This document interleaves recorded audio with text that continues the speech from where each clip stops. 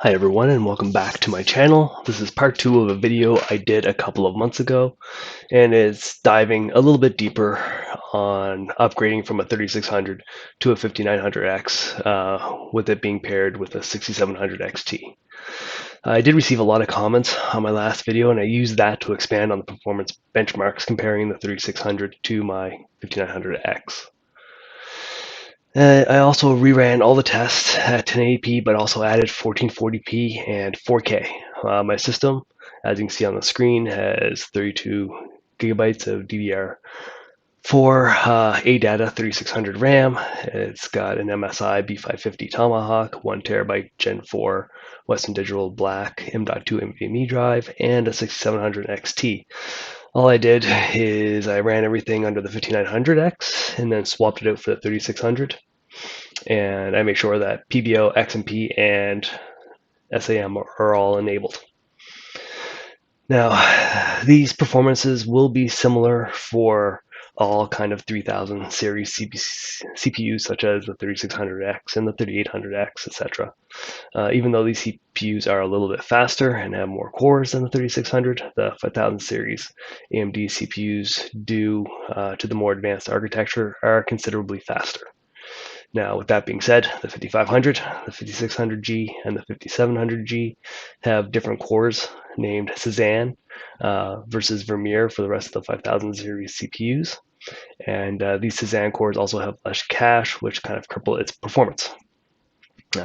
They also only support PCI 3.0 versus 4.0 for the 5000, like the rest of the 5000 series.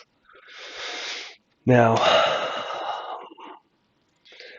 moving on and looking at 1080p, the results, there are several games here where the difference is about 30% in average FPS between the 3600 and the 5900X, and that would be with Far Cry 5, Assassin's Creed Origins, and Guardians of the Galaxy.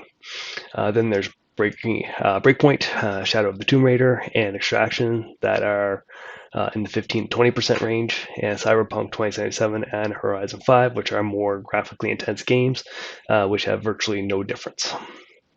Now, I'm not saying that 3600 is bad at all, because as you can see, at 1080p, all these games are well above 60 frames per second. However, you are leaving performance on the table.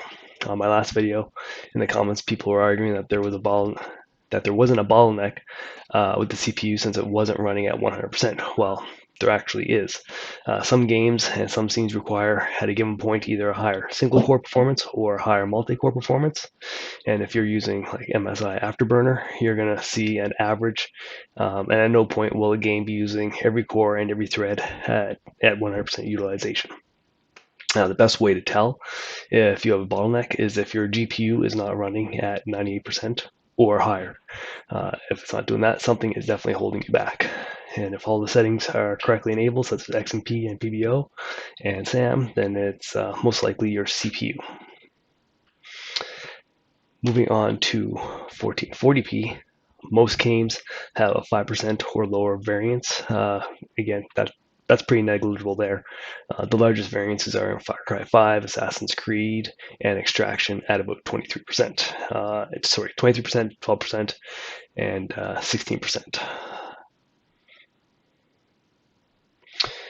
And that's compared to the 5900X. Then moving on to 4K. Well, for the most part, everything's negligible. It's either 3% or less of a variance. So in general, there would be no difference there. And then thinking these are averages. So for the most games except for Cyberpunk 2077, most games are hitting that 60 FPS or higher frame rate. But what I don't have here, and I wasn't able to capture because I didn't have time, was the 1% and 0.1% lows.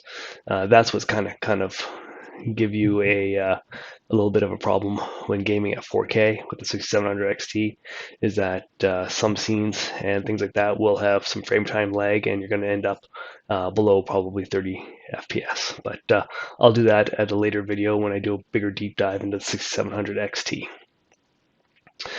Now, keep in mind, all these benchmarks are averages. The 3600, even though it runs 6700 XT at a fairly high average frame rate, average FPS at 1080p. It does struggle in some scenes to break past that 60 FPS mark, where the 5900X does not. I didn't take screenshots of that, but it was something that I noticed. I was running the benchmarks, and this is where the higher clock speed and the additional cores come into play. Now, if you plan on streaming or running other background tasks, a higher core count CPU will definitely make a noticeable difference, because there will be less drag on that CPU from the other processes running in the background. Now, based on the layout of this video, it's pretty simple. Leave in the comments down below. Do you like seeing the graphs? Do you like seeing gameplay? Combination of the two?